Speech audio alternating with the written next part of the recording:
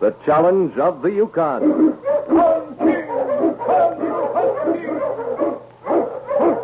The Wonder Dog King, swiftest and strongest of Eskimo lead dogs, blazes the trail through storm and snow for Sergeant Preston as he meets the Challenge of the Yukon. Sergeant Preston was typical of the small band of Northwest Mounted Police who preserved law and order in the new Northwest country, where the greed for wealth and power led to frequent violence and bloodshed. But in spite of the odds against them, Sergeant Preston and his Wonder Dog King met that challenge, and justice ruled triumphant.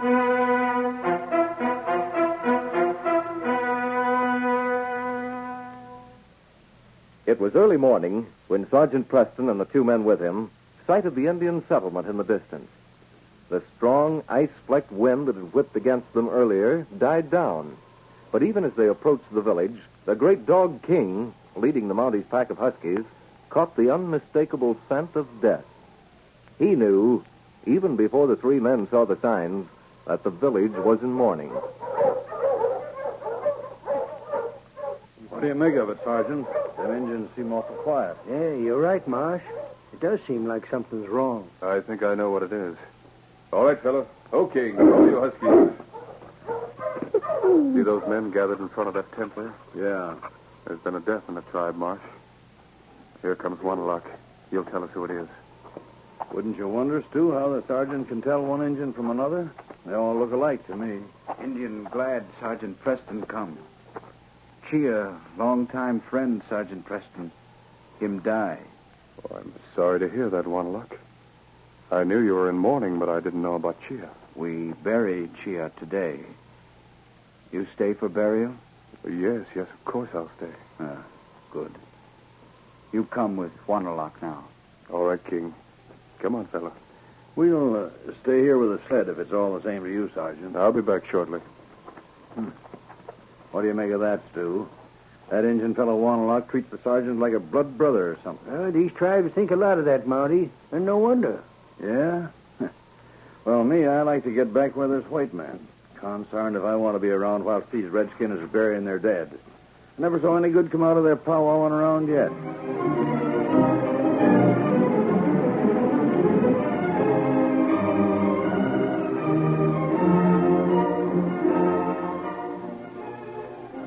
As the time drew near for the Indians to begin the burial ceremony, Marsh Ramsey was plainly uneasy. Only the comforting presence of a .45 carried in his belt sustained him. He watched the Indians bring a rude wooden coffin to where a grave had been dug. And then, as the men of the tribe stood waiting, the young Indian brave Wanalock came forward. He had a book in his hand, and from it he began to read in the language of the Indians. At intervals, the tribesmen responded in unison.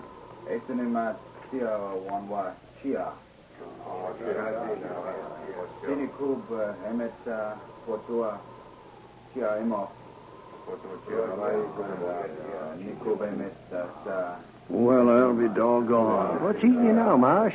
Doggone if this don't seem just like a Christian burial. Them Indians sound like they're praying. Sure. Marsh, you look like you just seen something you can't quite believe. And that's it, all right, Sergeant. You took the words out of my mouth. I've seen a lot of Indians in my time, and I've fought plenty of them, too, out in the West in the good old USA. But by golly, I never seen them heathen savages do anything like this before. Well, the answer to that is simple. These Indians aren't heathens. Oh, now, wait a minute. You can't You tell heard the sergeant, Marsh. What's more, there's a story behind what you just seen. It'd have to be some story. It is. Now, the sergeant here ain't much for going around blowing his own horn, but I happen to know a good part of that story. And I can tell it to you if he won't. That's so? I know what you're talking about, Stu, but King deserves a great deal of the credit. Yeah, sure he does. But what about telling Marsh here how it happened? Unless you do, he's likely to go on till his dying day thinking he was seeing things up here. And let me tell you, Marsh, if you get a burial half as decent as the one you just seen, you can rest easy. Well, come on over here to the longhouse, and I'll tell you about it while we're waiting for the chief.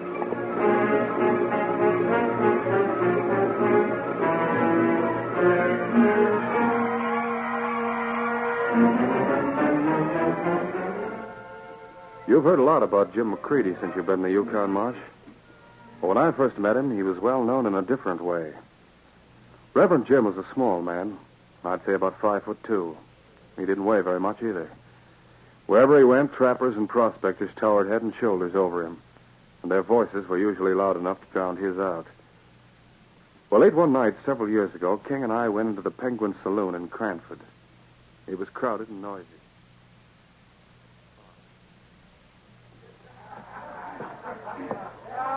Hey there, Sergeant. Looking for somebody? Oh, I just thought I'd drop in and see if I can... Well, that's Big Bill Carson over there, huh? Yeah, he's sure having himself a time. Seems like a reverend come in a while back trying to get some of the fellas to contribute to putting up a church. Oh, it must be Reverend Jim. And I gather Big Bill thinks it's funny. Yeah, sure he does. Because he makes more noise than any of the gents around here, you probably talk him out of helping that little preacher. Let's go over. Oh, come now, what do you think, boys? We got a gent of the cloth here what's going to show us the error of our ways. Oh, shut up, Bill. What do you mean, shut up? Why, you little run-off, flatten you out like a postage stamp. Now, gentlemen, please. I had no thought to start an argument. Good evening, Reverend Jim. Oh, Sergeant Preston, I'm glad to see you. Indeed, I'm very glad to see you. You see, Marsh, Big Bill Carson was the kind of man who had a genius for stirring up trouble. But it was trouble that ran under the surface. He wasn't bold enough to carry it beyond that point. But sometimes men of that type can be dangerous. Now that I look back, I can remember King watching him as Bill stood laughing at Reverend Jim. The fur on the back of King's neck bristled. Maybe it was his tone of voice, maybe it was his attitude or something he did, but whatever it was, I knew King had taken a dislike to Bill. But later that night, Reverend Jim came I don't like to say it, but I'm afraid I'm not the right shepherd for this flock, Sergeant. Oh, I don't know, Reverend Jim. I'm sure of it. When I got this assignment, Bishop Hendricks told me it was a man-sized job and that it would require a great deal of faith and perseverance. I'm just not built for it. These men need someone who can be as tough as they are, to speak frankly. They'll come around. Give them time. I'm afraid it's a question of more than time, Sergeant. A great deal more. Several months went by. King and I were busy on patrol duty out on the trails. There'd been many times when I'd wondered about Reverend Jim, how he was making out. I wondered, too, about Big Bill Carson. I knew Bill was up to no good. But it wasn't until later that my hunch proved to be right. King and I had stopped at Fort Munn, which is several hundred miles up the river from Cranford. We found they were having a serious food shortage there. Carson had evidently got word of it, too. He went to the Indians who'd settled outside of Cranford. Chief, you and me been dealing at the trading post for a long time. Yeah, that's right. But it's like I told you. You've been overcharged for everything you ever bought there. Now, just because you're Indians, there's no reason why it should cost you more to buy your supplies. You got a right to clean off them shelves at the post to even up the score. Yeah, me call council. Talk too brave. Clean off the shelves, I say, and show them cheating traders no mercy. Me go. Talk 2 minutes tribe. See, Lefty, what'd I tell you? These Indians are just like putty in your hands if you know how to handle them. Yeah, but Bill, what if they get up on the warpath and kill the traders? That's murder. And the Mounties will be on our necks for it. They won't be on our necks. The Indians will get the blame for it. Once they get the supplies out of the post, they'll probably start a celebration. Then we'll load what supplies we can on the boat, take them up to Fort Munn. We'll get any price we ask for them. Come on.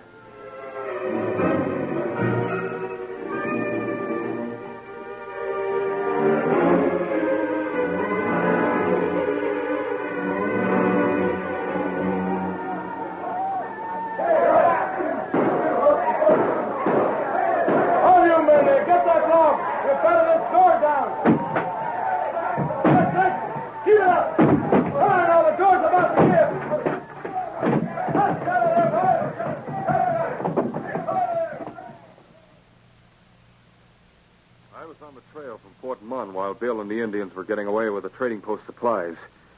King and I were just a few miles from Cranford. We'd taken one of the back trails to save time when we met Reverend. The townspeople have just discovered what happened, Sergeant, and they're going to start after the Indians, and I'm afraid there's going to be bloodshed. I was heading for the Indian village to try to Maybe tell we can them. head the party off along the trail, Reverend Jim. All right, boy. On King! On you huskies! King was ahead of us, breaking a trail through the timber for my sled and Reverend Jim's. We were about to come out into a clearing. King had reached it a minute or so before we did. The Indians were just crossing it, but King ignored them. He looked instead to a rock formation. He stood for a moment sniffing the air. Then he turned to the right, circling. He covered the ground so quickly his paws seemed to barely touch the snow. Sergeant, where did your dog go? I don't know, Reverend Jim. We'll be out of this timber in a minute. Then we'll deal with the Indians. On you huskies! Oh, look, there's King on top of one of those rocks over there. I looked over toward the rocks. And as I did, I saw the barrel of a rifle glitter for a moment. I realized that Reverend Jim and I were the targets. And before I could reach for my gun, I saw King jump. Well, the shot went wild. Reverend Jim and I had both been saved by King. Well, who was doing the shooting? It was Big Bill Carson, Marsh. A short time later, the Indians stood around and Bill was under arrest for attempted murder. Supplies were saved and could be sent to Fort Munn. Fortunately, the traitors hadn't been killed. That was about the time me and the men from Cranford got there. With Sergeant Preston to act as referee, we got the Indians straightened out on who was cheating who. And Bill, without his guns, was standing there with his hands at his sides. But he was still loudmouthed as ever.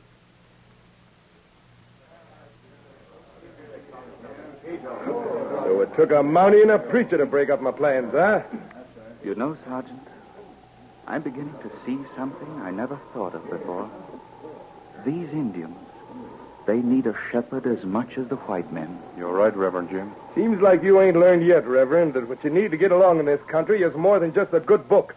I've always thought the good book was sufficient, Brother Carson. But what else do you have in mind? A fighting pair of fists and you ain't got 'em. That sounds like a challenge. Call it what you like. I still say it takes a man to get along up here. I'm sorry to do this, Brother Carson. And you understand, I bear you no enmity. But would you like to prove that point? Sergeant, with your permission. Well, What's the matter, Mountie? I ain't gonna run away. But you'll have to carry the Reverend back to town. All right, Brother Carson. I'm ready. I'm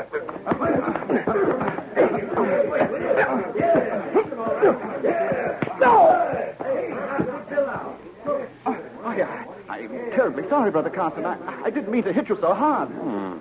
He's out cold, Reverend Jim. Is that so? Well, you know, I never hit a man in my life. I've never been a fighting person. I suppose it's the air up here, Sergeant, and living outdoors. Oh, here, Brother Carson, let me help you.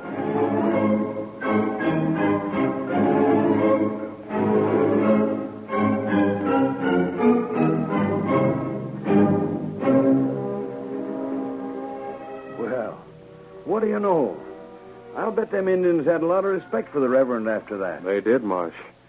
I never saw him raise his fist to fight after that. But the knowledge that he could must have pleased him. He worked with the Indians for several years, learned their language, and had the church service printed in it for them. Well, then, that must have been a church service that Indian read at the burial this morning. Why, sure it was. And you know, when his bishop heard about what a fine job Reverend Jim did here in the Yukon, he sent for him. Yes, sir. Reverend Jim went back to England. And he's a bishop himself now. I'll bet he tells that story often, eh, Sergeant? Yes, I guess he does it that, Stu. And thanks to King here, Reverend Jim and I live to tell the story.